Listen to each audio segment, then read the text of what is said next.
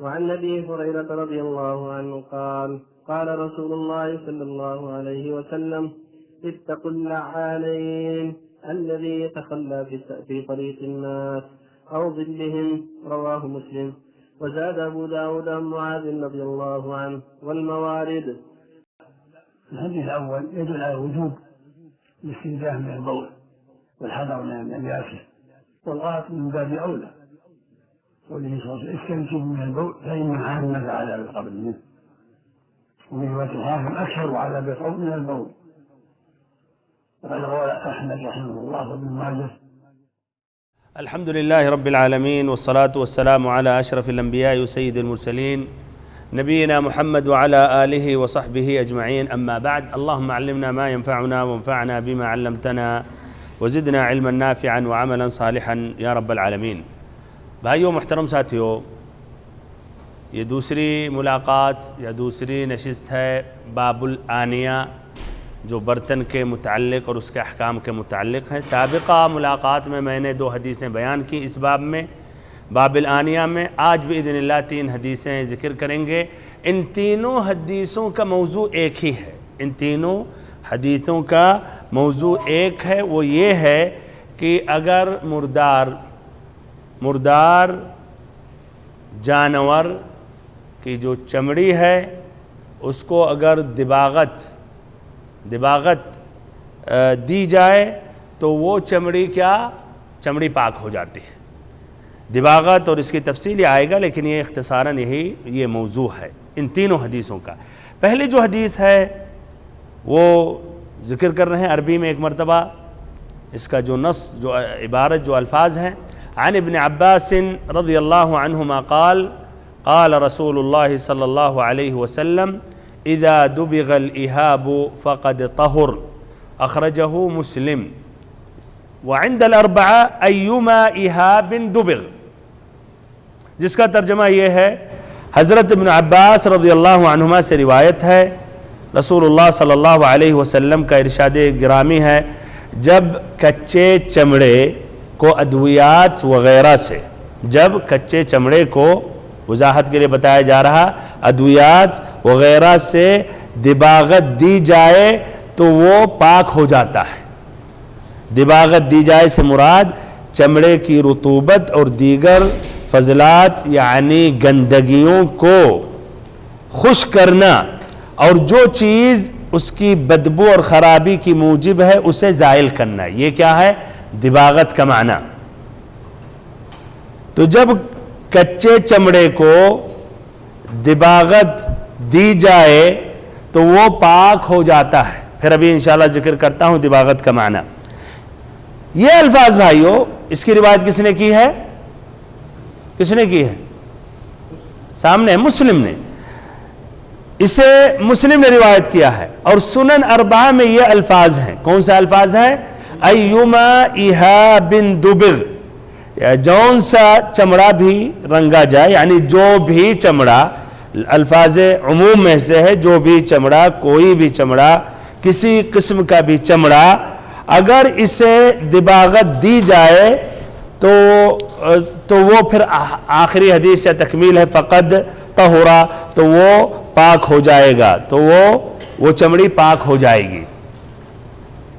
واضح بھائیو؟ ایک مرتبہ ترجمہ کیا جائے، چلے ایک مرتبہ اور، اس لیے مقصد اچھے طریقے سے آگے پھر سمجھ سکیں۔ ترجمہ یہ اساس ہے، یہ اصل ہے، اتنا سمجھ جائیں گے مضمون تو اس کے بعد آگے بڑھ سکتے ہیں۔ تو ایک مرتبہ اور ابن عباس رضی اللہ عنہ سے روایت ہے کہ نبی صلی اللہ علیہ وسلم نے فرمایا اذا دبغ الإهاب فقد طہر، کہ جب کچے چمڑے کو دباغ دے دیا جائے تو وہ پاک ہو جاتا ہے۔ دباغ کی ایک تشریح پھر سے کر رہا ہوں ایک مرتبہ، یعنی چمڑے کی رطوبت، چمڑا جانتے ہو کیا، جب نکالا جائے بکری سے تو شروع میں کیا ایک دم کیا ہوتا ہے، ہاں کچا ہوتا ہے، رطوبت اس میں پائی جاتی ہے، گیلا ہوتا ہے، ہاں اس کے اندر بھی یعنی پانی یا کہیں خون اس کے وجہ سے ایک دم تر ہوتا ہے، نرم ہوتا ہے۔ تو چمڑے کی رطوبت اور دیگر فضلات یعنی گندگیوں کو خشک کرنا، اور جو چیز اس کی بدبو اور خرابی کی موجب ہے اسے زائل کرنا، یہ کیا ہے؟ یہ دباغت۔ تو نبی صلی اللہ علیہ وسلم کہہ رہے ہیں جب چمڑی کی دباغت ہو جائے اس کے رطوبت کو زائل کر دیا جائے، بدبو چیزوں کو زائل کر دیا جائے، اس کو ہٹا دیا جائے، اس میں جو اور گندگیاں لگی ہیں اس کو ختم کر دیا جائے تو کیا ہے؟ تو وہ پاک ہو گیا، فقط طہور، تو وہ پاک ہو گیا۔ یہ مسلم کے الفاظ ہیں جس طرح کی ابن حجر رحمہ اللہ کہہ رہے ہیں، غور سے سنیے گا، ابھی وضاحت کی جائے گی کہ اعتراض ہے ابن حجر پر ادھر۔ اور چاروں ائمہ نے ابو داؤد، ترمذی، نسائی، ابن ماجہ کے الفاظ یہ ہیں ایما اہاب دبغ فقد طہر، اختصاراً ذکر کیا ادھر ابن حجر نے، یعنی ایما اہاب دبغ فقد طہر، یعنی اذا دبغ الاہاب کی جگہ پہ ہے ائمہ اربعہ کے نزدیک یا ان کے الفاظ، ان کی حدیثیں، ان کی کتابوں میں ایما اہاب دبغ فقد طہور، جون سا چمڑا بھی دباغت اسے دیا جائے تو پاک ہو جاتا ہے۔ اب واضح ہے انشاءاللہ۔ بھائی اور محترم ساتھیو، ابن عباس رضی اللہ عنہما کا تذکرہ آ چکا ہے، اسی لیے آگے بڑھتے ہیں اس حدیث کی تخریج۔ تو پہلا جو لفظ ہے اس کی تخریج کس نے کی ہے؟ امام مسلم نے، اور دوسرے لفظ کا جس طرح کہ ابن حجر رحمہ اللہ کہتے ہیں چاروں ائمہ نے۔ بھائی اور محترم ساتھیو، یعنی یہ دونوں الفاظ ایک ہی، حدیث ایک ہے، یہ حدیث ایک ہے۔ کون راوی ہیں؟ ابن عباس راوی ہیں، لیکن ابن حجر رحمہ اللہ کہہ رہے ہیں الفاظ ائمہ اربعہ کے یہ الفاظ، ان کے یہ الفاظ ہیں، ورنہ حدیث ایک ہی ہے، راوی ایک ہے۔ جب صحابی ایک ہے تو حدیث ایک کہا جائے گا، دو صحابی ہو جاتے تو دو حدیثیں ہو جاتی، اگرچہ الفاظ ایک ہی ہیں تب بھی دو حدیثیں مانی جاتی۔ تو بہرحال بھائیو، اس طرح واضح ہوا کہ ان پانچوں ائمہ نے روایت کی ہے، یعنی اصحاب کتب ستہ نے روایت کی ہے سوائے امام بخاری نے۔ امام مسلم نے روایت کی اپنی کتاب الصحیح میں، کتاب الحیض، باب طہارت جلود المیتۃ بالدباغ، پیج نمبر 157، حدیث نمبر 366، اور ابو داؤد نے اپنی کتاب السنن میں روایت کی ہے، پیج نمبر 580، حدیث نمبر 4123، کتاب اللباس باب فی اہب المیتہ، الترمذی نے اپنی کتاب السنن میں روایت کی ہے، پیج نمبر 413، حدیث نمبر 1728، کتاب اللباس باب ما جاء فی جلود المیتۃ اذا دبغت۔ ایسے النسائی نے اپنی کتاب السنن پیج نمبر 591، حدیث نمبر 4246، کتاب الفرع والعتیرہ باب جلود المیتہ۔ ابن ماجہ نے اپنی کتاب السنن پیج نمبر 519، حدیث نمبر 3609، کتاب اللباس باب لبس جلود المیتۃ اذا دبغت۔ سبھی کے سب ان پانچوں حضرات کا سند کہاں جا کر ملتا ہے؟ زید بن اسلم، اس سے پہلے یعنی زید بن اسلم جو روایت کرتے ہیں عبد الرحمن بن وعلا سے، جو روایت کرتے ہیں کن سے؟ ابن عباس رضی اللہ عنہما سے، اور یہی الفاظ اذا دبغ الاہاب فقد طہر کس کی ہے؟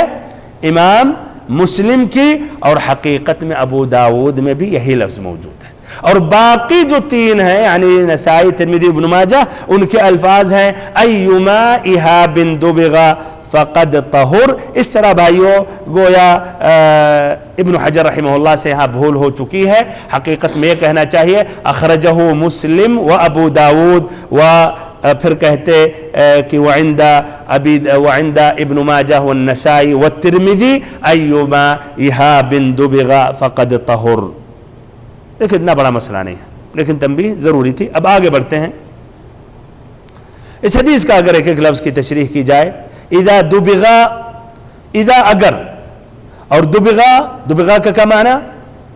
اگر دباغت دی جائے، یہ واضح کے لیے اس کا وہ لفظ چھوڑ رہے ہیں، اگر دباغت دی جائے، جس کی وضاحت پھر ایک مرتبہ کر رہا ہوں، یعنی چمڑے کی رطوبت اور دیگر فضلات گندگیوں کو خشک کرنا، اور جو چیز اس کی بدبو اور خرابی کی موجب ہو اسے زائل کرنا، یہ دباغت۔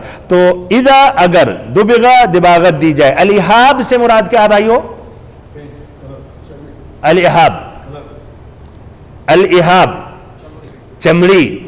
چمڑی کو اگر دباغت دی جائے۔ ادھر بھائیو بہت ضروری ہے، لحاظ کی تشریح میں کر رہا ہوں، کیوں؟ اس لیے اس کے بنا پر فقہ الحدیث میں ایک مسئلہ آئے گا ترجیح کے وقت، معنی یا لفظ کی وجہ سے بھائیو پورا آگے جا کے فقہا کا مسئلہ بدل جاتا ہے، بہت خطرناک ہے۔ اسی لیے محدثین کہ بہت بڑی ذمہ داری ہے کہ حدیثوں کو صحیح طریقے سے آگے بڑھائیں، نقل کریں، سمجھ رہے ہیں؟ ورنہ معمولی رد و بدل کی وجہ سے کیا اس کے بنا پر پھر بعد میں جا کر پورا فقہی مسئلہ اور بہت سے اہل علم اس کے پھر قائل ہو جاتے ہیں یا اس کے خلاف ہو جاتے ہیں. اور پھر الفاظ کا بھی معنی مطلب سمجھنا ضروری، اس پر بھی بہت ہی بڑا پھر مسئلہ فقہی مترتب ہوتا ہے. سمجھ رہے ہیں؟ بہت ہی خطرناک ہے، سب باریکیاں ہیں. تو الإحاب کا کیا معنی؟ غور سے ادھر سنیں تاکہ پھر فقہ المسائل میں سمجھنے میں آسانی ہو. جو مشہور ہے، جو معروف ہے، اور یہ لغت میں کئی اہل اختصاص نے، اہل لغت، ماہرین لغت، یہ بھی بھائیوں لغت کی مہارت یہ بھی الگ ایک ہے جس کی گہرائی میں کچھ اہل علم جاتے ہیں، اور اس طرح سمجھیے ان کی پوری زیادہ معلومات اور علم اور تفصیل مہارت کس میں ہوتی ہے؟ لغت کے بارے میں. اور علوم میں مثلا حدیث میں شاید اتنی ان کو مہارت نہ ہو، فقہ میں بھی اتنی گہرائی نہ ہو، لیکن اس میں مثلا متخصص ہوتے ہیں. اور ابھی بھی جو پڑھائیاں ہوتی ہیں عربی اور دینیات کی، اس میں الگ لغت کی بھی الگ ایک قسم ہے بھائیو. عربی زبان یہ الگ ایک، پھر عربی زبان میں بھی کئی قسمیں ہیں. بلاغت ہے مثلا، ادب ہے، ایسے ہی گرامر اور قواعد ہے، اس کے اندر بھی دیکھیں کتنی یعنی اس طرح گہرائی. بہرحال تو الإحاب جو ہے اس کا معنی جو ہے چمڑی. اس سے مراد جانور کا چمڑی دباغت سے پہلے، دباغت دینے سے پہلے کو احاب کہا جائے گا. اور جب دباغت دی جائے، جس طرح اس کی وضاحت کی گئی، اس کی صفائی ستھرائی اور اس کا ہٹا دیا جائے تو کیا وہ ہو جائے گا؟ اس کو پھر نام بدل جاتا ہے، یا تو اس کو مثلا قربہ کہا جاتا ہے، برتن شن کہا جاتا ہے، یہی مشہور ہے. لیکن ایک دوسرا بھی اس میں ایک قول ہے، ازہری کہتے ہیں، یہ لغوی ہے کہ ہر چمڑی عرب میں اس کو احاب کہا جاتا ہے، یعنی چاہے وہ دباغت سے پہلے ہو یا اس کے بعد میں ہو. اور اس کی دلیل ملتی ہے صحیح امام بخاری میں، حدیث عمر رضی اللہ عنہ کی حدیث. اس میں یہ ہے فَإِذَا أُهُبٌ مُعَلَّقَةٌ، کہ اہب جس کا ترجمہ چمڑی کہا جائے، لٹکے ہوئے تھے، یعنی پانی کے استعمال کے لیے، تو اہب کا لفظ آیا، جس سے ایک دوسرا قول اب یہ ہوا کہ احاب کا معنی کیا ہے؟ چمڑی مطلقاً، دباغت سے پہلے، دباغت کے بعد بھی. اور جو پہلا قول ہے کیا؟ احاب کا کس کو کہا جاتا ہے؟ دباغت سے پہلے. دباغت دی جائے تو اس کو احاب نہیں کہا جائے گا، اس کا نام پھر اس کو قربہ کہا جائے گا یا شن کہا جائے گا. اور یہ زیادہ صحیح ہے اور زیادہ مشہور ہے، وہ یہ ضروری ہے سمجھیں آگے سمجھنے کے لیے. اب آگے بڑھتے ہیں. اذا دبغ الاحاب فقد، پس قد یقیناً، یہ تأکید ہے تحقیقاً، طہر یعنی کیا؟ پاک ہو گیا. فقد طہرا، یقیناً وہ پاک ہو گیا. اذا دبغ الاحاب فقد طہر، جب کچے چمڑے کو ادویات وغیرہ سے دباغ دیا جائے تو پاک ہو جاتا ہے. اور اربعہ ایما احاب دبغ فقد طہر، جون سا چمڑا بھی اسے دباغ دیا جائے تو وہ پاک ہو گیا. بھائی اور محترم ساتھیوں، اس حدیث کے فقہ اور مسئلے مسائل آخری میں ذکر کرتے ہیں. اسے تینوں حدیثوں کا موضوع ایک ہی ہے. تو اب دوسری حدیث، اس کا ترجمہ اور اس کی وضاحت کرتے ہیں. یہ مروی ہے کن سے؟ سلمہ ابن المحبق یا المحبق، ابھی آئے گا. وعن سلمة بن المحبق رضی اللہ عنہ قال قال رسول اللہ صلی اللہ علیہ وسلم دباغ جلود المیتة طہورها یا طہورها، صححہ ابن حبان.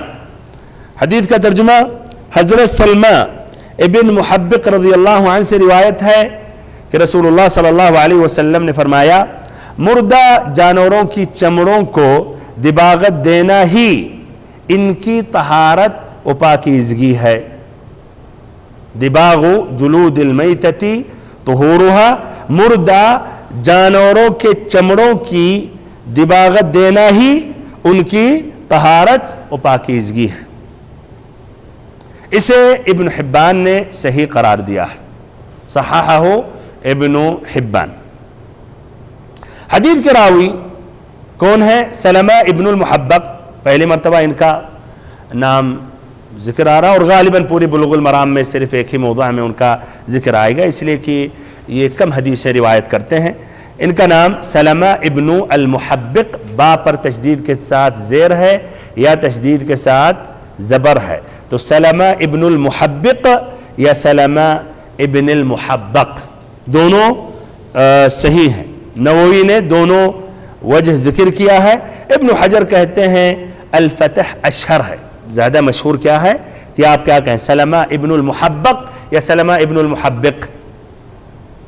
المحبق کہتے ہیں زیادہ مشہور ہے، زیادہ اشہر ہے، زیادہ یہ محدثین یا ایسے ہی علماء انساب تاریخ مورخین ان کے نزدیک یہ زیادہ مشہور ہے۔ کہا جاتا ہے المحبق جو ہے یا المحبق، ان کا نام صخر ہے، یہ تو لقب ہے، اور ان کا اصل نام کیا تھا؟ صخر، اور کہا جاتا نہیں ان کا نام ربیعہ ہے، اور کہا جاتا عبید، اور کہا جاتا نہیں سلمہ ابن المحبق، المحبق ان کے دادا تھے۔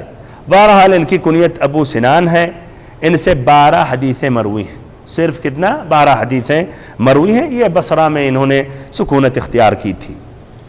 بھائی اور محترم ساتھیوں، حدیث کی تخریج کے متعلق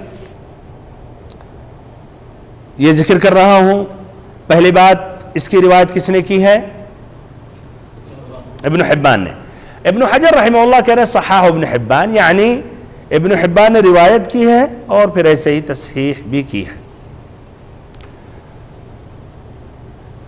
تو ابن حبان نے روایت کی ہے اپنی کتاب الصحیح، ان کی کتاب کا نام ہے الصحیح، اور آج انشاءاللہ مصطلح الحدیث کے درس میں یہ ذکر آئے گا صحیح ابن حبان کے متعلق۔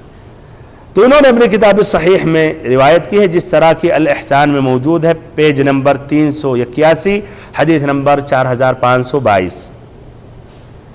ان کا اسناد کہاں سے جا کر ملتا ہے، آگے پہنچتا ہے، تو یہ حمام سے روایت کرتے ہیں، آگے یعنی شروع اسناد نہیں بیان کیا جا رہا، یعنی آگے کا اسناد بیان کیا جا رہا ہے، جہاں اور بھی پھر بعد میں اور محدثین وہاں سے اتفاق کرتے ہیں اور وہیں جا کے ان کا بھی سند جا کر ملتا ہے۔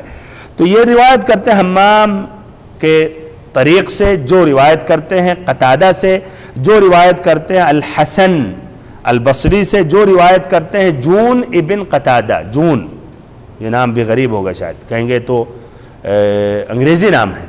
جون ابن قتادہ عن سلمہ ابن المحبق ان رسول اللہ صلی اللہ علیہ وسلم اتى في غزوة تبوک على بیت فی فنائه قربة معلقہ، کہ نبی صلی اللہ علیہ وسلم غزوہ تبوک میں آئے، ایک گھر میں داخل ہوئے، تو اس کے فنا پر، اس کے فنا یعنی باہر کا جو حصہ ہوتا ہے، اس میں آپ نے ایک قربہ معلقہ پایا۔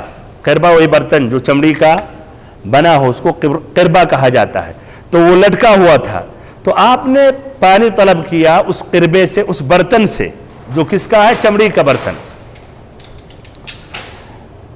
فقیل لہ، تو نبی صلی اللہ علیہ وسلم سے کہا گیا انہا میتہ، انہا میتہ کی یہ تو مردار ہے، یعنی یہ مردار جانور کی چمڑی ہے۔ ہاں یہ مردار، یعنی یہ نہیں کہ اس کو ذبح کیا گیا تھا پھر چمڑی لے کر حصہ بنایا گیا، نہیں، یہ جو چمڑی ہے جس سے یہ قربہ یہ برتن بنایا گیا ہے، ایک مردار جانور تھا، اس کی کھال اتاری گئی، پھر اس طرح اس کو اس میں پانی استعمال کیا جا رہا ہے۔ تو آپ صلی اللہ علیہ وسلم نے کہا، یہ بھی الفاظ سمجھنا ضروری ہے، آگے فقہ الحدیث پر اس کی بنا پر بھائیو احکام مترتب ہوتے ہیں۔ آپ نے کہا زکاة الادیم دباغتہ یا دباغہ، کہ چمڑی کا زکوٰۃ یعنی ذبح کرنا کیا ہے؟ اسے دباغت دینا ہے، یعنی جس طرح کی اس جانور کو ذبح کیا جاتا ہے، بکری کو پھر حلال ہو جاتا ہے وہ جانور، تو ایسے ہی وہ چمڑی کو حلال کرنے کا طریقہ یا ذبح کی جگہ پہ کیا ہے؟ دباغت کرنا۔ اچھا، تو یہ ابن حبان کے یہ الفاظ ہیں اس طرح بھائیو، آپ غور و فکر کریں کہ کیا اسی الفاظ میں ابن حبان میں مروی ہے دباغ جلود المیتۃ طہورها؟ نہیں، بلکہ کس الفاظ میں ہے؟ زکاۃ الادیم دباغہ. سمجھ میں آ رہی؟ ابن حجر نے کہا، ابن حبان نے اس کو صحیح قرار دیا ہے، یعنی ابن حبان نے روایت کی اور صحیح قرار دیا، لیکن ابھی ابن حبان کے الفاظ پھر سے ایک مرتبہ دہرا رہا ہوں صرف عربی میں، وہ اس طرح ہیں کہ ان رسول اللہ صلی اللہ علیہ وسلم اتی فی غزوۃ تبوک علی بیت فی فنائه قربۃ معلقۃ فاستسقى فقیل له انها میتہ ای جلد میتہ فقال زکاۃ الادیم دباغہ. آپ نے نہیں کہا، ان الفاظ میں نہیں کہا دباغ جلود المیتۃ طہورا، بلکہ کیا کہا؟ زکاۃ الادیم، ہاں زکاۃ الادیم دباغہ، کہ چمڑی کا ذبح کرنا کیا ہے؟ اس کو دباغت دینا ہے. اچھا، جون ابن قتادہ اس میں جو ابھی میں نے ذکر کیا، جو سلمہ ابن المحبق سے روایت کرتے ہیں، بھائیو انہیں ابن حبان کے علاوہ کسی نے ثقہ نہیں کہا ہے، بلکہ ابن حبان نے اپنی کتاب الثقات میں صرف ان کو ذکر کیا ہے، اور محدثین کے نزدیک اگر راوی کو صرف ابن حبان نے اپنی کتاب الثقات میں ذکر کیا ہے اور محدثین نے ان کو ثقہ نہیں کہا ہے تو وہ تسلیم نہیں کرتے ہیں. اس طرح حقیقت میں جون ابن قتادہ یہ مجہول ہیں، اور حدیث الصحیح کے لیے 5 شرطیں ہیں. ان شرطوں میں سے کیا ہے کہ راوی عدل ہو اور کیا ہو؟ ضابط اور حافظ ہو. دونوں ضابط اور عادل، یہ دونوں کا خلاصہ ثقہ ہو گیا. تو جو آدمی مجہول ہے تو وہ اس کو نہ عادل کہہ سکتے ہیں نہ ایسے ہی کہہ سکتے حافظ اور ضابط ہے. تو اس طرح وہ بھائیو یہ راوی مجہول ہیں، اس طرح حدیث صحیح کی شرطیں پوری نہیں ہو رہی ہیں، تو یہ حدیث صحیح نہیں ہے. امام احمد نے جون ابن قتادہ کے بارے میں کہا لا یعرف، غیر معروف ہے. امام بخاری بھی کہتے ہیں لا ادری من ہوں، مجھے نہیں معلوم یہ کون ہوتے ہیں. ابھی بڑے بڑے محدثین جب نہ جانے تو کیا ہیں؟ مجہول ہیں. اگرچہ ابن حبان نے کتاب الثقات میں ذکر کیا، اور یہ الگ ایک قصہ کہانی ہے ابن حبان کیوں اپنی کتاب میں تب انہوں نے روایت کی، زیادہ تفصیل گہرائی میں جانا نہیں چاہتا ہوں. بہرحال جون ابن قتادہ کے علاوہ اور باقی جو رجال ہیں بھائیو وہ تو ثقہ ہیں، لیکن پورے ثقہ ہو جائیں اور ایک اس میں بیچ میں مجہول ہو جائے تو حدیث کو کیا کہا جائے گا؟ حدیث کیا کہا جائے گا؟ ضعیف وہ حدیث ہو جائے گی. بہرحال ابھی آگے آئے گا، اس کا معنی نہیں کہ ایک دم ضعیف ہے اور حدیثوں سے روشنی میں یا شواہد کے ساتھ پھر وہ اس کا رتبہ آگے بڑھ سکتا ہے. لیکن یہی حدیث پر اگر آپ نظر رکھ رہے تو حدیث یہ ابن حبان کی جو ضعیف ہے. بھائیو اور محترم ساتھیو، اس حدیث کی روایت امام احمد نے بھی کی ہے اپنی کتاب المسند میں، مجلد 25 حدیث پیج نمبر 250 حدیث نمبر 15909. لیکن انہوں نے وہ جو جا کے ملتے ہیں ابن حبان کے اسناد میں قتادہ سے، قتادہ جو روایت کرتے ہیں الحسن البصری سے، جو روایت کرتے ہیں جون ابن قتادہ سے جو سلمہ ابن المحبق. تو اس طرح اس اسناد میں بھی جا کے آگے کون مل رہے ہیں؟ جون ابن قتادہ. تو حدیث صحیح ہے یا ضعیف؟ ضعیف ہے. اگر اور راستہ مل جاتا تو دوسرے پھر سے دیکھنا ہوتا، لیکن اسی راستے میں جا کے مل رہے ہیں تو کیا وہی بات ہو گئی. اب چاہے 1000 محدثین روایت کریں، جب جا کر وہی مل رہے ہیں، یعنی نقطۃ الاتفاق ایک راوی پہ جا کر ہو رہا ہے اور اس کے متابعین نہیں ہے تو کیا ہوگا؟ خلاص ضعیف ہو جائے گا. لیکن لفظ پر غور کریں، ان کا لفظ ہے دباغها طہورها او زکاتها، یعنی دباغت دینا اس کی پاکی ہے یا ایسے ہی یعنی ذبح کرنے کے برابر جس طرح شرعی ذبیحہ ذبح کیا جاتا ہے. یہ لفظ جو امام احمد کا ہے دباغها طہورها، ادھر کیا لفظ ہے بھائیو؟ یہ بورڈ میں اس سے لکھا جا رہا ہے تاکہ آپ مقارنہ کریں سمجھیں. ابن حجر نے کیا کہا؟ دباغ جلود المیتۃ طہورها یا طہورها، اور احمد کے الفاظ کیا ہیں؟ دباغها طہورها او زکاتها. تو یہ لفظ زیادہ قریب ہے جو ابن حجر نے ذکر کیا ہے. بہرحال بھائیو اب مختصر کر رہا ہوں اپنی بات. ابو داؤد نے بھی اپنی کتاب السنن میں روایت کی ہے، پیج نمبر 580 حدیث نمبر 4125. کتاب اللباس باب فی اہب المیتہ، النسائی نے بھی اپنی کتاب السنن پیج نمبر 592 حدیث نمبر 4248، کتاب الفرع والعتیرہ باب جلود المیتہ من طریق ہشام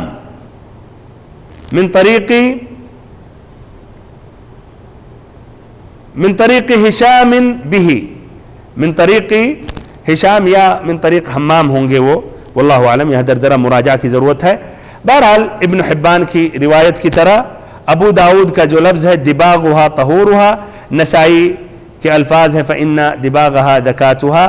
بہرحال ایک اہم بات ذکر کر کے ابھی در تخریج کی بات مکمل کر رہا ہوں، حقیقت میں یہ لفظ دباغ جلود المیتۃ طہورھا ابھی تک اتنی جو میں نے روایت بیان کی کسی میں نہیں آیا ہے، وہ حقیقت میں وہ عائشہ رضی اللہ عنہا کی حدیث ہے، جس کی روایت کس نے کی ہے؟ ابن حبان نے۔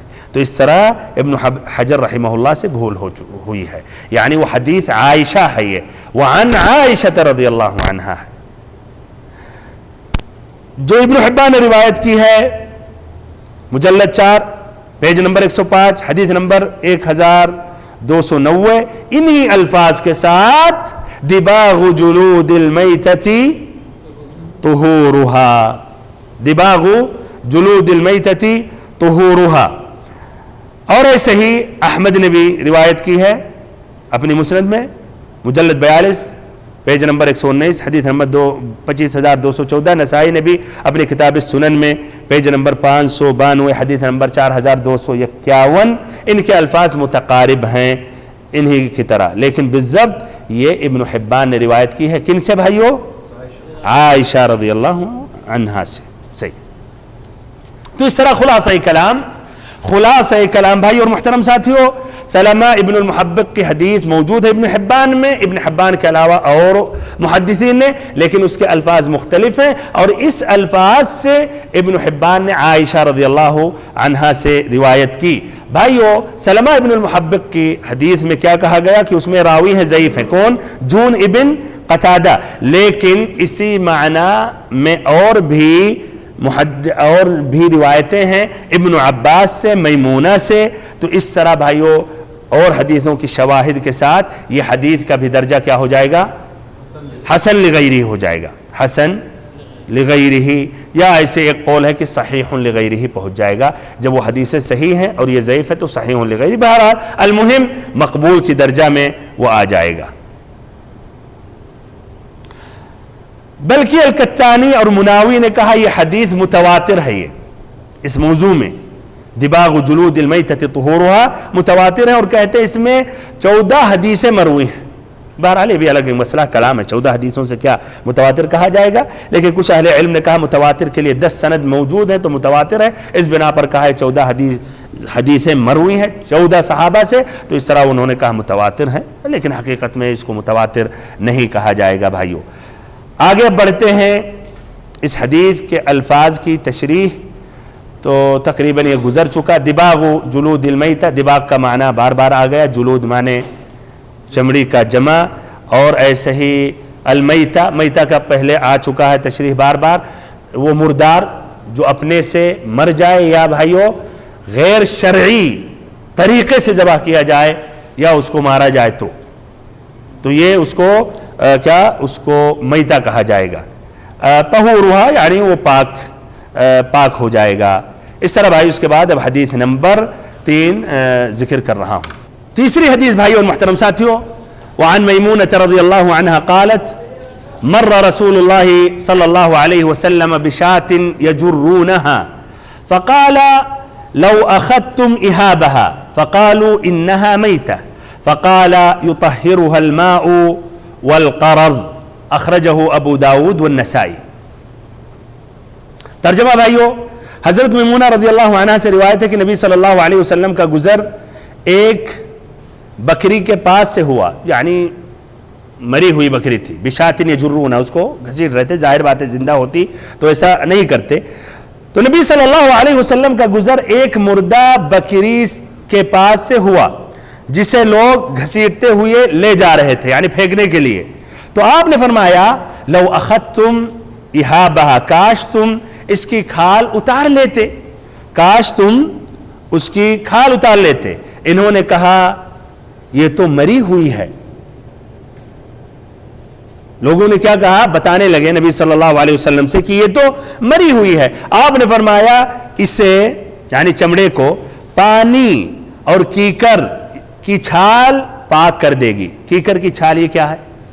درخت کی ایک قسم ہے، اور اس کی چھال لکڑی کے اوپر سے جو موٹا سے طبقہ ہوتا ہے اس کو اگر آپ نکالیں گے، چھلکا کہیے اس کا، جو اس سے پاک ہو جائے گا. یطہرها الماء والقرض، پانی اور کیکر کی چھال پاک کر دے گی. اسے ابو داؤد اور نسائی نے روایت کیا ہے. واضح ہے بھائیو؟ واضح ہے نا؟ اچھا، تو اب آگے بڑھتے. حدیث کی جو راویہ ہیں ان کا بھی ترجمہ واضح ہو چکا حدیث نمبر 7 میں. اس طرح ہم آگے بڑھتے ہیں حدیث کی تخریج کے بارے میں. اس حدیث کی روایت کس نے کی ہے بھائیو؟ ابو داؤد نے اپنی کتاب السنن پیج نمبر 581 حدیث نمبر 4126 کتاب اللباس باب فی اہب المیتہ. اور کس نے روایت کی ہے؟ النسائی نے اپنی کتاب السنن پیج نمبر 592 حدیث نمبر 4253 کتاب الفرع والعتیرہ باب ما یدبغ به جلود المیتہ من طریق. کس راستے سے، کس طریق سے جا کر ابو داؤد اور نسائی ملتے ہیں، کن روات کے ساتھ جا کر دونوں کا اتفاق ہو رہا، کس راستے میں جا کر اتفاق ہو رہا؟ تو یہ ہے عبداللہ ابن مالک ابن حذافہ جو روایت اپنی والدہ العالیہ بنت سبیع سے کرتے ہیں کہ انہوں نے کہا، ان کے والدہ نے، کان لی غنم بأحد فوقع فيها الموت فدخلت على میمونة زوج النبی صلی اللہ علیہ وسلم فذكرت ذلك لها فقالت لي میمونة لو اخذت جلودها فانتفعت بها فقلت او يحل ذلك قالت نعم. کہ یہ ان کی والدہ کے پاس کچھ بکریاں تھیں احد پہاڑی کے پاس، اس کے قریب جہاں ہم اور آپ جاتے ہیں، شہدائے احد کی مدینہ پہنچنے کے بعد زیارت کرتے ہیں، تو وہیں ان کا تھا ہوگا، ادھر بکریاں تھیں ان کی، چراتی تھیں. تو کہتی اس میں موت واقع ہو گئی، یعنی موت بیماری کی وجہ سے مرنے لگی وہ بکریاں. تو میں داخل ہوئی میمونہ زوج النبی صلی اللہ علیہ وسلم پر، تو ان کو میں نے بتایا کہ اس طرح یہ حال ہے، بکریاں مر رہی ہماری. تو انہوں نے کہا کہ چاہو تو اس کی چمڑیوں سے فائدہ اٹھا لو. تو انہوں نے کہا کیا یہ جائز ہے؟ اسے سب کے ذہن میں ہے کہ جب مر گیا، جو بکری مر گئی تو وہ کیا، وہ نجس ہے، تو کس سے ہم چمڑی سے فائدہ اٹھائیں گے؟ پھر اس پر میمونہ رضی اللہ عنہا نے یہ حدیث انہوں نے ذکر کیا. کیا حدیث؟ مر رسول اللہ صلی اللہ علیہ وسلم یا مر علی رسول اللہ صلی اللہ علیہ وسلم رجال من قریش یجرون شاة لهم مثل الحمار. کہ نبی صلی اللہ علیہ وسلم کے پاس قریش کے کچھ آدمی گزرے اور وہ ایک بکری کو ایک گدھے کی طرح گھسیٹ رہے تھے. جس طرح گدھا نجس ہو جاتا پھینک دیتے ہیں مثلا مرنے کے بعد، اس کو بھی پھینک رہے تھے. فقال لهم رسول اللہ صلی اللہ علیہ وسلم لو اخذتم اهابها، یہی آپ نے کہا کاش تم اس کی کھال اتار لیتے. تو اس پر کہا انہوں نے کہ یہ مردہ ہے. فقال رسول اللہ صلی اللہ علیہ وسلم یطہرها الماء والقرض، انہی الفاظ کے ساتھ کہ اسے پانی اور کیکر کی چھال پاک کر دے گی. بھائی اور محترم ساتھیو، سند کے اعتبار سے اس میں جو راوی ہیں عبداللہ ابن مالک ابن حذافہ، جو اپنی والدہ العالیہ سے روایت کرتے ہیں، جو میمونہ سے روایت کرتی ہیں. تو عبداللہ ابن مالک ابن حذافہ اختصار کے ساتھ بیان کر رہا ہوں بھائیو، یہ مجہول ہیں، یہ مجہول ہیں.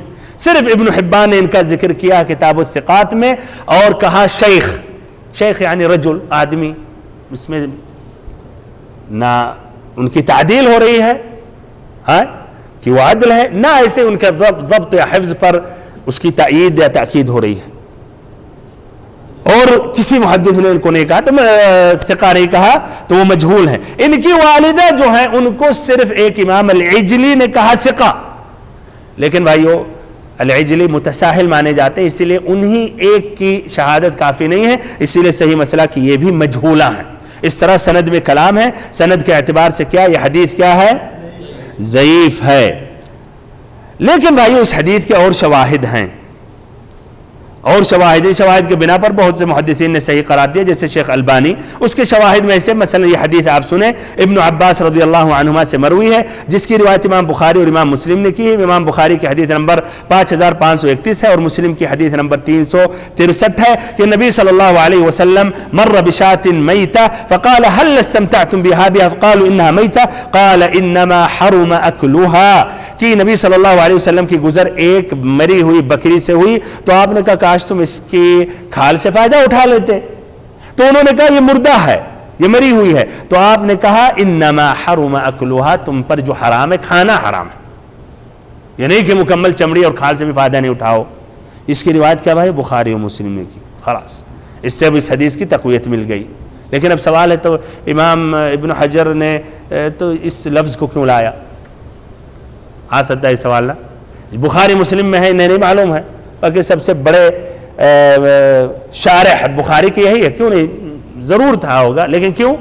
اس میں اس لیے جو الفاظ ہیں اضافہ یطہرها الماء والقرض، اس کی وجہ سے واللہ عالم۔ اور پھر وہ جانتے تھے کہ یہ حدیث مشہور ہے دباغ کے بارے میں، اس لیے اس پر انہوں نے اس کی روایت کی، واللہ عالم۔ بہرحال بھائیو، اب ان تینوں حدیثوں کو ذکر کرنے کے بعد ان تینوں حدیثوں کا مناسبہ اور تعلق کیا ہے باب الآنیہ سے؟ باب الآنیہ میں کیوں ان تینوں حدیثوں کو ابن حجر نے روایت کی؟ تو ہاں اس کا جواب کیا ہے؟ بہت صحیح، صحیح بات ہے، اس لیے کہ انہی چمڑیوں سے برتن بنایا جاتا ہے اور انہی برتنوں میں پانی کی حفاظت کی جاتی ہے۔ تو ابن حجر رحمہ اللہ نے ان تینوں حدیثوں کو ذکر کیا اس باب الآنیہ میں بتانے کے لیے کہ دباغت سے یہ چمڑیاں پاک ہوں گی یا نہیں ہوں گی، اور اگر پاک ہو رہی ہیں تو پھر وضو آپ کر سکتے ہیں، ہے کہ نہیں؟ تو اس لیے انہوں نے ذکر کیا۔ بھائی اور محترم ساتھیوں، اب اس کے بعد حدیث کے جو الفاظ ہیں ایک مرتبہ اور جہاں مہم کچھ باتیں ہوں گی تو ادھر کچھ ٹھہرتے ہیں۔ مر رسول اللہ صلی اللہ علیہ وسلم بشاتن یجرورا، نبی صلی اللہ علیہ وسلم گزرے، کچھ لوگ ایک بکری کو گھسیٹ رہے تھے پھینکنے کے لیے، فقال لو اخذتم اہابہا، یہ لو ہے تمنی کے لیے ہے، لیتا کہ کاش، یعنی گویا نبی صلی اللہ علیہ وسلم پیش کر رہے ہیں، انہیں یہ تجویز دے رہے ہیں، پیش کر رہے ہیں۔ لو اخذتم اہابہا، اگر اس کا کھال تم لے لیتے، تو انہوں نے کہا یہ انہا میتہ، یہ تو مردہ ہے۔ فقال یطہرها، یعنی اسے پاک کر دے گی، الماء والقرض، پانی اور کیا؟ القرض، القرض سے مراد کیکر کی چھال، کیکر کی چھال۔ اور ادھر بھائیو جو القرض ہے کیکر کا چھال، اس میں اور بھی معنی مطلب ذکر کر رہے ہیں، جس کا خلاصہ یہ ہے بھائیو کہ وہ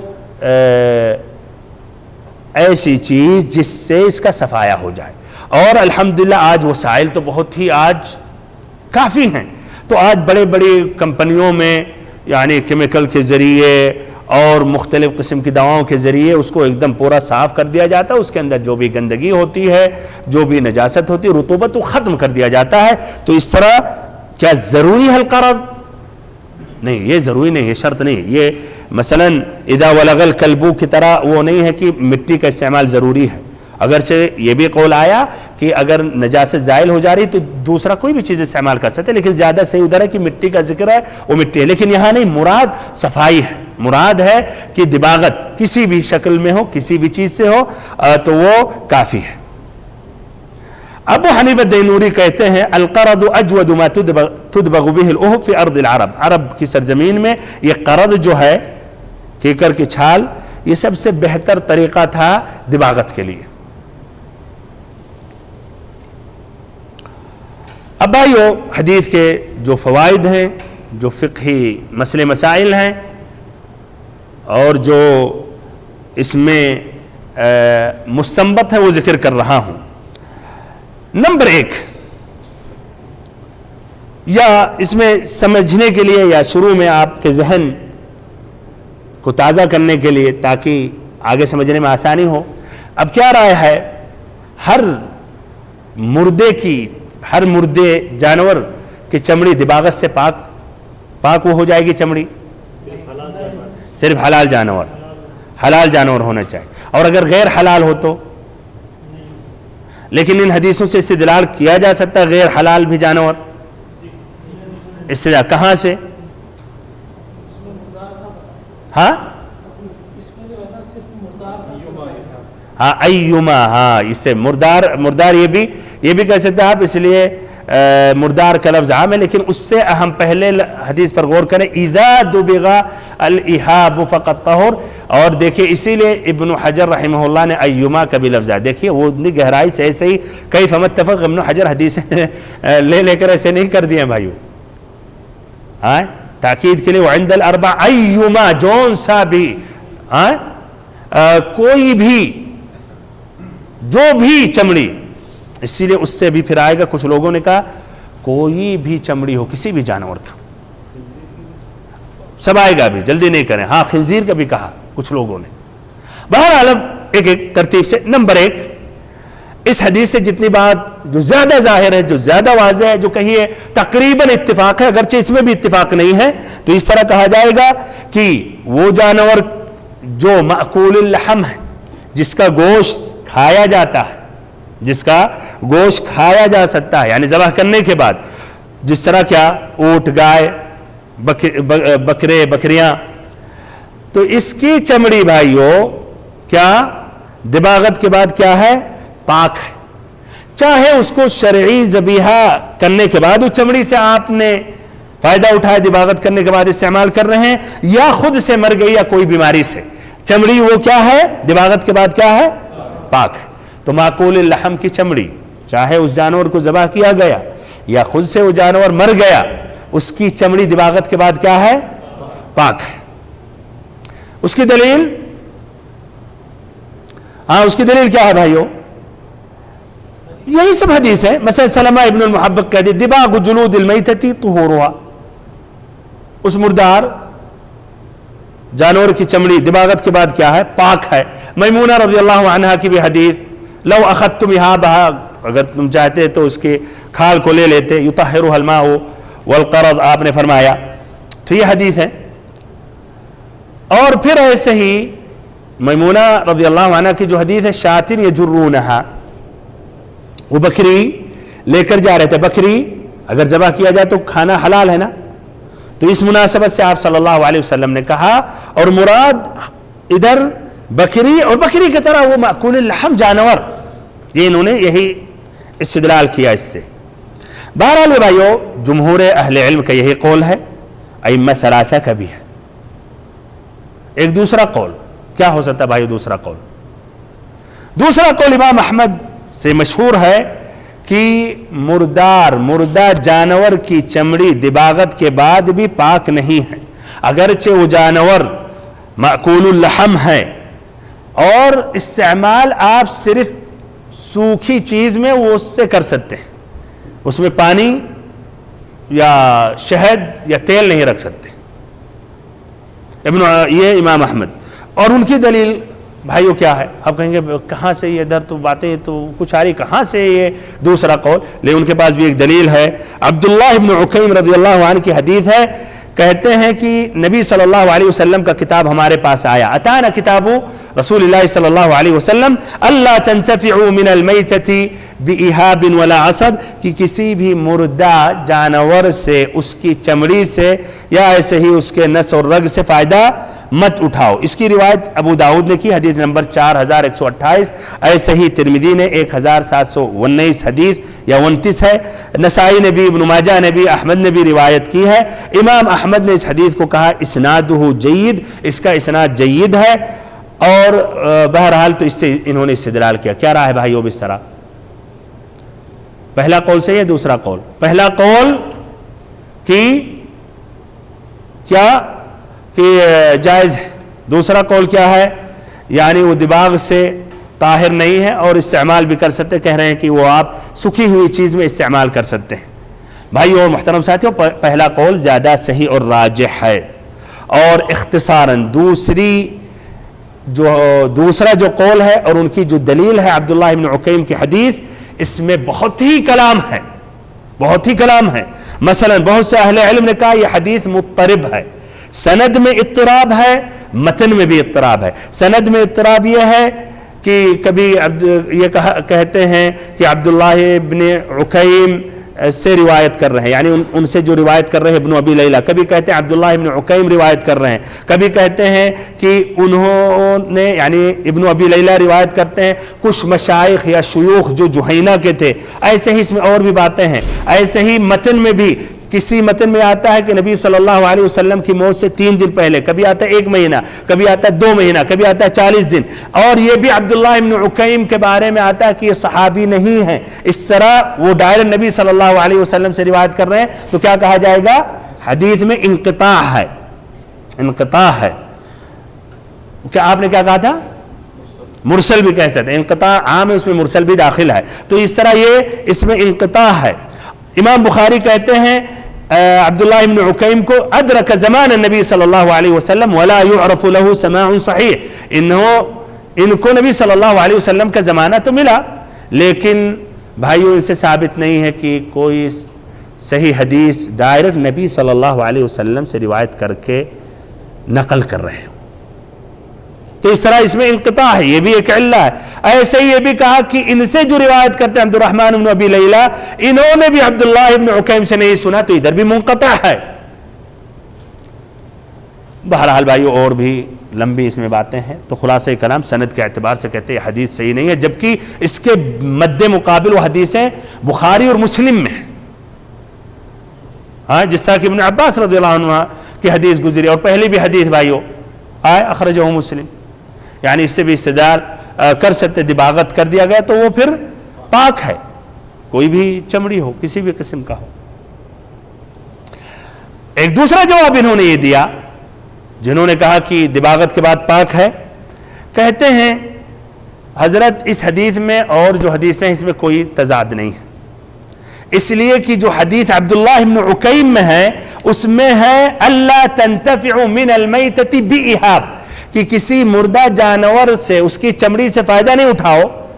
اہاب کہتے ہیں دباغت سے پہلے، ایک جو مشہور قول ہے، اس لیے شروع میں نے کہا تھا غور سے سنیں. تو مراد ہے دباغت سے پہلے. ہاں، اور ہم سے بھی اتفاق کرتے ہیں ہاں بات سے، دباغت سے پہلے نہیں استعمال کر سکتے، ناپاک ہے، ناجائز ہے استعمال کرنا. لیکن اگر دباغت ہو گئی تو پھر وہ جائز. اور ابن حجر نے اس کو بھی دونوں حدیثوں میں جمع کرتے ہوئے انہوں نے یہی بات ذکر کی. اس طرح بھائیوں اس کا انہوں نے جواب دے دیا. خلاصہ کلام بھائیوں کی مردہ جانور معقول اللحم اگر ہے تو وہ اس کو ذبح کیا گیا یا مر گیا، اس کی چمڑی سے دباغت کے بعد فائدہ اٹھانا جائز ہے. اور اس کی چمڑی یا وہ جو برتن بنایا جا رہا ہے یا مان لیں چپل یا جو بھی استعمال میں آ رہا، بیگ بنایا جا رہا، کچھ بھی بنایا جا رہا، وہ کیا ہے؟ پاک ہے. اور اگر اس سے مصلی بنا دیا گیا تو نماز پڑھ سکتے ہیں یا نہیں پڑھ سکتے؟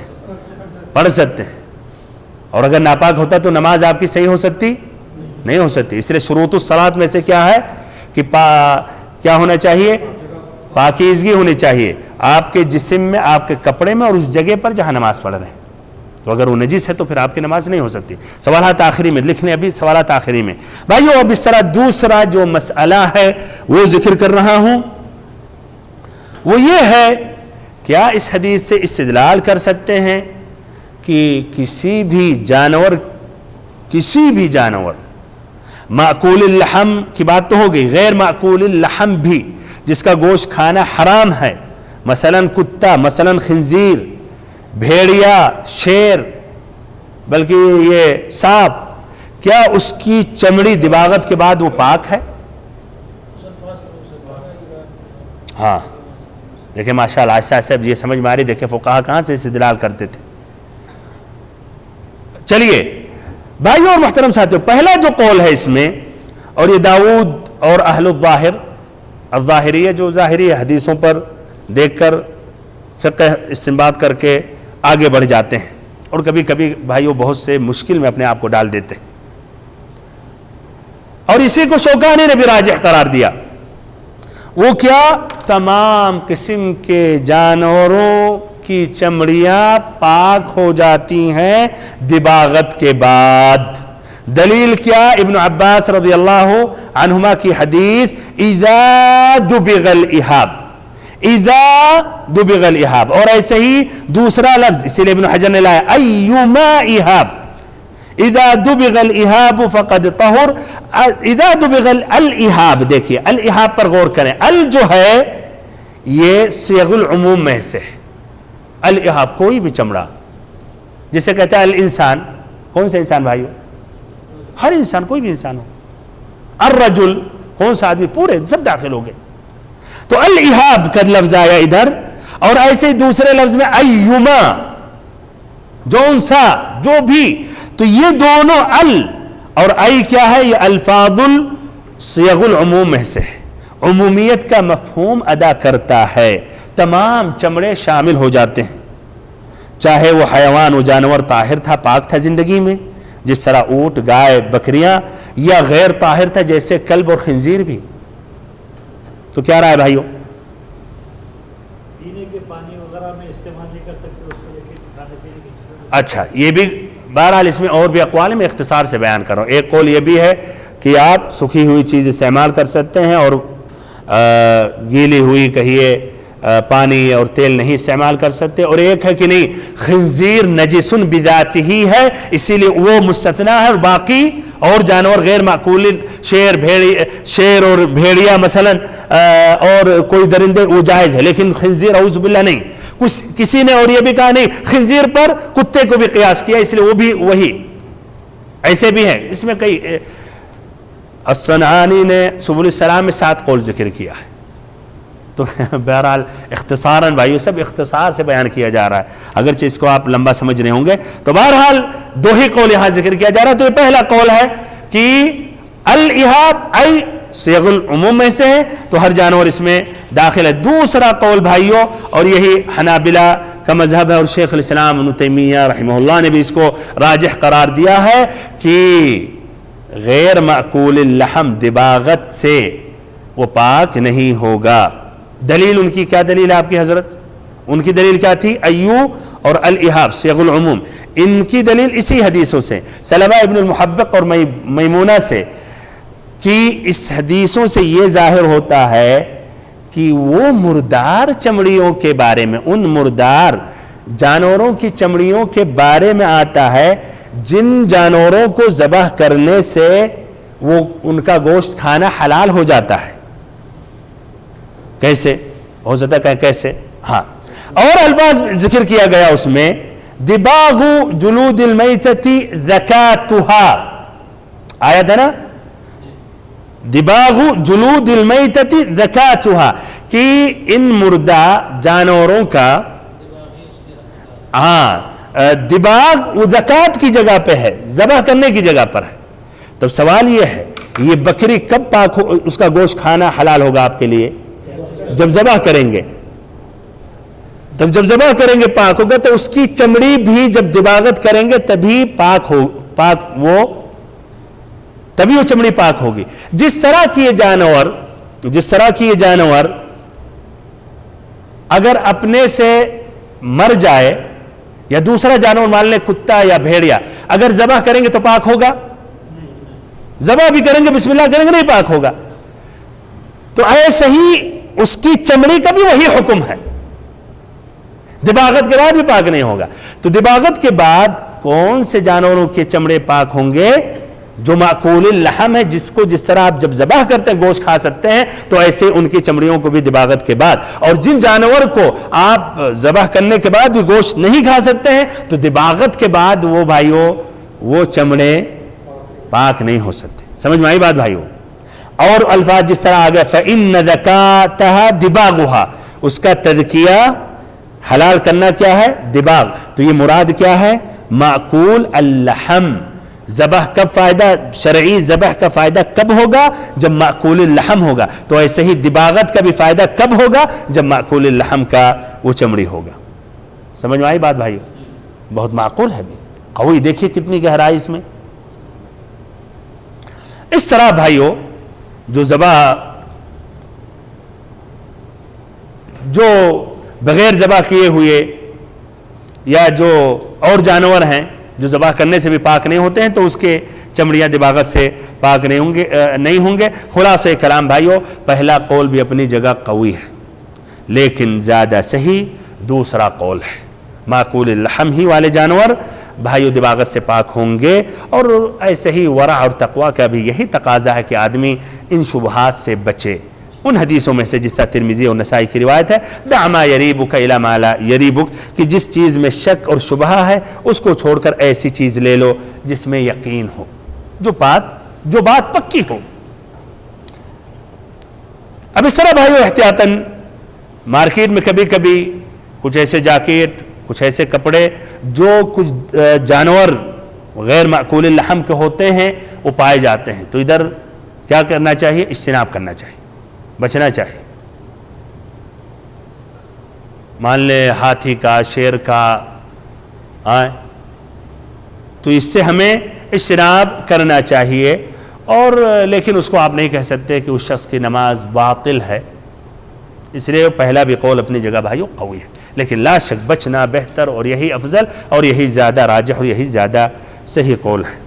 بھائیو محترم ساتھیو، تیسرا مسئلہ یہ ہے کہ ان چمڑیوں کے متعلق دباغت کے بعد آپ استعمال کر سکتے ہیں، چاہے اس میں سوکھی چیز ہو یا گیلی ہو، اگر معقول اللحم کہا طبعا، بمعنی وہ چیز پاک ہو جاتی، ظاہراً و باطناً وہ پاک ہے۔ کیوں بھائیو؟ جب پاک ہے تو اس میں پھر اب کیوں فرق کیا جائے کہ سوکھی چیز استعمال کر سکتے ہیں اور اور گیلی نہیں کر سکتے؟ جب پاک ہے تو خلاص۔ اور اس میں اور استدلال کرتے ہیں جو اور الفاظ ذکر کیا گیا تخریج کے، وہ سلمہ ابن المحبق رضی اللہ عنہ کی حدیث میں روایتوں میں آیا فَإِذَا قِرْبَةٌ مُعَلَّقَةٌ، کہ ایک قربہ لٹکا ہوا تھا، قربہ میں استعمال پانی ہی کیا جاتا ہے، اور نبی صلی اللہ علیہ وسلم نے انکار نہیں کیا بلکہ اقرار کیا، تو اس طرح یہ دونوں میں وہ جائز ہے۔ بھائی اور محترم ساتھی، اس میں اور بھی فائدے ہیں، لیکن ایک فائدہ ذکر کر کے میں ختم کر رہا ہوں۔ یہ اتنا فقہی مسئلہ نہیں ہے، لیکن حقیقت میں اس میں ایک مہم بات ہے، اور بہت سے بھائیوں کو اشکال ہوتا رہتا ہے، اور بہت سے بھائی اس پر اپنے ملکوں میں خصوصاً کنفیوز رہتے، اس لیے وہ ذکر کر رہا ہوں، اگرچہ اصل موضوع فقہ اور احکام اور مسائل سے اس کا کوئی خاص تعلق نہیں ہے۔ فائدہ یہ ہے، غور و فکر کریں، میمونہ رضی اللہ عنہ کی حدیث پر، وہ جب بکری کو گھسیٹتے ہوئے لے جا رہے تھے تو نبی صلی اللہ علیہ وسلم نے کیا کہا بھائیو؟ حدیث پر غور کریں، لو اخذتم یہابا، کہ اگر کاش تم اس کی کھال لے لیتے۔ صحابہ کرام نے کیا فوراً کہا یعنی سمعنا واطعنا، یا کچھ انہوں نے بظاہر اعتراض کیا کچھ انہوں نے کہا اے اللہ کے نبی یہ تو مری ہوئی بکری ہے؟ تو اس پر کہتے ہیں ابن ابی جمرہ فیہ مراجعۃ الامام فیما لا یفہم السامع معنی ما امرہ، کہ اس سے فائدہ ملتا ہے کہ جو امام ہیں، یعنی جو بادشاہ ہے یا امیر ہے یا وزیر ہے یا جو بھی بڑا ہے آدمی، اور اس میں پھر اس طرح آپ قیاس کریں عالم دین ہے، امام مسجد ہے، اس کو مراجعہ کرنا چاہیے اگر یہ خدشہ ہے کہ اس نے نہیں سمجھا اچھی طریقے سے، دوبارہ وضاحت کرنی چاہیے، استفسار کرنا چاہیے، اور مزید یعنی پوچھنا چاہیے۔ کأنہم قالوا، اس لیے کہ اس سے یہ فائدہ ملتا ہے، ایسا محسوس ہوتا ہے، یا کأنہم، یا انہوں نے حقیقت میں گویا اس طرح کہا کیف تأمرنا بالانتفاع بها وقد حرمت علینا، کہ آپ کیسے اب ہمیں حکم دے رہے ہیں کہ ہم اس کی چمڑی سے فائدہ اٹھائیں جبکہ آپ نے اسے ہم پر حرام کر دیا، یا حرمت علینا، جبکہ ہم پر یہ حرام ہے۔ تو نبی صلی اللہ علیہ وسلم نے پھر وضاحت کی، پھر آپ صلی اللہ علیہ وسلم نے وضاحت کی کہ پانی اور اس سے دباغت سے یہ پاک اور حلال اور جائز ہو جاتا ہے۔ تو سبحان اللہ بھائیو، یہ کہہ رہا ہوں بظاہر اس میں اعتراض ہے، تو اس طرح ہمارے ہاں وہ مشائخ، وہ علماء جو دعویٰ کرتے ہیں کہ ہم عالم دین ہیں، دعویٰ کرتے ہیں ہم عالم ہیں، بلکہ دعویٰ کرتے ہیں فلاں اداروں سے فارغ ہیں، سرٹیفکیٹ ہیں، اسناد ہیں، بلکہ مفتی کے درجے پر ہیں، عالم کے درجے پر ہیں، پھر ان سے جب سوال کیا جاتا ہے ناراض ہو جاتے ہیں۔ کوئی اعتراض کرتا ہے جتنے بھی ادب کے ساتھ پریشان ہو جاتے ہیں، بلکہ ان کے مریدین بھی یعنی گھور گھور کے دیکھنے لگتے ہیں کہ حضرت سے پوچھ رہے ہیں، یا آخر حضرت سے نہیں پوچھیں گے، اشکال انہیں دور کریں گے تو پھر کیا وہ باہر جو سبزی بیچ رہے ہیں ان سے ہم جا کے پوچھیں گے؟ عجیب ہے۔ ابن عثیمین رحمہ اللہ کے بقول یا ادھر انہوں نے بہت اچھی بات انہوں نے کہی، فیہ دلیل علی جواز مجادلۃ العالم، اس میں دلیل ملتا ہے کہ عالم سے جدال کرنا یعنی نقاش مناقشہ کرنا جائز ہے، اگر الذی یخشى ان یکون خفی علیہ بعض الشیء، اگر یہ خدشہ ہے کہ ممکن ہے کچھ باتیں چھپ گئی ہیں اس عالم سے اس مولانا سے، تنبیہ کرنا، ولا يعد هذا تنقصا، اور اس میں اس شخص اس عالم کی تنقیص نہیں ہے، ولا يعد هذا سوء ادب ممن ناقشه، نہ اس طرح جو مناقشہ کر رہا سوال کر رہا ہے اس کی بے ادبی اس میں ہے، یا وہ سیء الادب مانا جائے گا۔ ہاں اپنے یہاں یہ جو تو بھائیو حقیقت میں اس میں بھی یہ فائدہ تھا، بہرحال اس کے بھی اور بھی کچھ تفصیلی باتیں ہیں لیکن یہ اہم باتیں تھیں۔ اس طرح یہ بھائیو یہ حدیثوں پر یہ بات مکمل ہو گئی الحمدللہ۔ اس طرح آئندہ انشاءاللہ اگر اللہ تعالیٰ نے چاہا تو کوشش کروں گا 3 حدیثیں بیان کروں تاکہ باب الآنیہ مکمل ہو جائے۔ واللہ اعلم وصلی اللہ وسلم وبارک وانعم علی عبدک ورسولک محمد۔